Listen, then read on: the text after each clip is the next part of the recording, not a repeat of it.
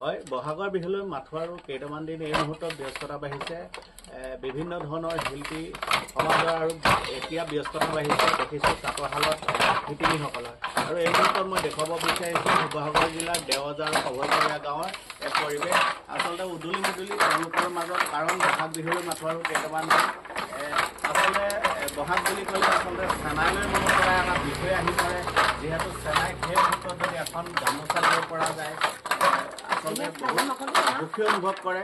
সেইদিন এতিয়া নাই যদিও তথাপিতো কিন্তু ব্যস্ততা সকলোৰে মাজত। আৰু আমি দেখাব বিচাৰিছোঁ দেৱজাৰ গাঁৱৰ কিছু মহিলা আচলতে ব্যস্ততা বাঢ়িছে তাঁতৰশালত। আৰু আমি তেওঁলোকৰ লগত কোনে কোনে কথা পাতিম, কেনেধৰণে তেওঁলোকে আচলতে বহাগৰ বিহুটো আদৰিবলৈ আচলতে সাজু হৈছে। আমি কোনে কোনে আপোনাৰ ওচৰলৈ আহিছোঁ, দেখিছোঁ আপুনি তাঁতৰশালত ব্যস্ত হৈ পৰিছে। কেনেধৰণে আচলতে বহাগৰ প্ৰস্তুতি চলিছে? নমস্কাৰ। প্ৰথমতে আপোনালোকৰ নিউজলৈ আমাৰ ফালৰ পৰা অশেষ ধন্যবাদ থাকিল। আপোনালোকে আহি আমাক সুবিধা দিয়াৰ বাবে। আমি আচলতে বহাগ হ'ল আমাৰ সকলোৱে এটা জাতীয় বিহু। আমি সকলোৱে বিহু বুলি ক'লে আমাৰ গাত তৰণি নাইকিয়া হয়। আমি এতিয়া গামোচা লগাইছোঁ। এয়া গামোচা আমাৰ অৰ্ডাৰ আছে। বৰ্তমান এতিয়া আমি 10খন লগাই থৈছোঁ। এই 10খন গামোচা আমাৰ বিহু আগতে উলিয়াব পাৰিম বুলি ভাবিছোঁ। আৰু বিহুলৈ বেছি দিন নায়েই, সেয়ে এতিয়া আমি গামোচা বোৱাত ব্যস্ত। হয় হয়, আপোনাৰ দেখা পাইছোঁ এই গামোচাকেইখন আচলতে বেলেগ গামোচাতকৈ অকণমান পৃথক। কি বুলি কয় আৰু কেনেধৰণৰ মানে কিমান খৰচ পৰে, কিমান হেৰি কৰিছে? মানে এই গামোচাখিনি আমি বেলেগ গামোচাত ইয়াত আঁচু দিয়া নাই। বিশেষকৈ আমি ছাইডত এয়া কাঠি ফুল বাছি লৈছোঁ। ছাইডত আমি ইয়াত ফুল দিছোঁ। আৰু এইখন গামোচা এইবোৰ গামোচাতকৈ অলপ দামটো বেছি হয়। খৰচ কিমান পৰে? ইয়াত খৰচ অলপ পৰে আৰু বিশেষকৈ আমাৰ কষ্টও হয় অলপ।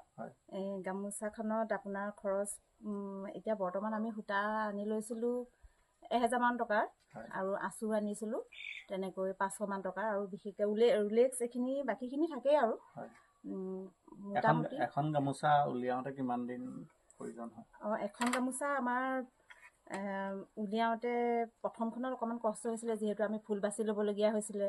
আৰু তাৰ বৰৰ পৰা যিখিনি শিৰকৰ পৰা যিখিনি বৰ সূতাত বান্ধিবলগীয়া হৈছিলে, সেইখিনি কৰোঁতে আমাৰ প্ৰথমতে আপোনাৰ এসপ্তাহমান লাগিছিলে। তাৰ পিছৰখিনি আমাৰ 3 দিন 4 দিনৰ ভিতৰত ওলাই যায় এখন গামোচা। হয়, এই গামোচা বা তাঁতৰশালত যিবিলাক আচলতে বস্তু তৈয়াৰ কৰে, এইবিলাকৰ পৰা এখন ঘৰ বা এগৰাকী মানুহ চলিব পাৰেনে? পাৰে।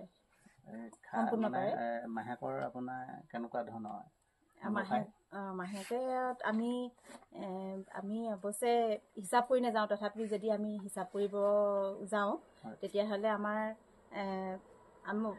ময়ে বৰ্তমান মোৰ 2টা সন্তান, তেওঁবিলাকক পঢ়া শুনাৰ পৰা ধৰি কাপোৰ কানি পৰা নিজৰো মোৰ নিজৰ খৰচ উলিয়াই আছোঁ। মানুহজনক বিচাৰিব নলগীয়া হোৱাকৈ আমি বৰ্তমান লাভ হয়, বহুত লাভ হয়। যিহেতু বহাগ বিহু আহি আছে, বহাগ বিহু এতিয়া গামোচা আপুনি কাক কেনেধৰণে দিম বুলি ভাবিছে? গামোচা আমাৰ গামোচা বিহুৱান। আমি গামোচাখনেই আমাৰ পৰিচয়। সেয়ে আমি প্ৰথম বয়োজ্যেষ্ঠজনক আমি দিম। আৰু আমাৰ ঘৰলৈ হুঁচৰি আহিব, হুঁচৰিকো আমি এখন গামোচাৰে বিহুৱান দিম। আৰু আলহী আমাৰ অহা বিহু খাবলৈ অহা আলহীকো দিম বুলি ভাবিছোঁ। আৰু হয়, যিহেতু বিহু আহি পালেহি, বিহুত তাঁতৰশালত শিপিনী আচলতে ব্যস্ততা বাঢ়িছে। আৰু আমি যিহেতু তাঁতৰশালত এগৰাকী শিপিনী আমি পাইছোঁ, আৰু এই মুহূৰ্তত যদি বিহু বতৰ এষাৰি তেওঁৰ মুখৰ পৰা যদি বিহু নামো সমানে সমানে শুনি যদি তাঁতৰ শালত যি মানে ব্যস্ততা, সেই ব্যস্ততা আমি দেখুৱাব বিচাৰোঁ, তেতিয়াহ'লে আমি ভাল পাম। এষাৰ বিহু নাম হ'ব লাগে। অতীত গৈছে নেহৰ মুগাৰে মহুৰা, ঐ তাতোত গৈছে নেহৰ মাকো, তাতোত গৈছে নেহৰ বহাগৰ বিহুটি, ঐ নাপাতি কেনে কৈ থাকো।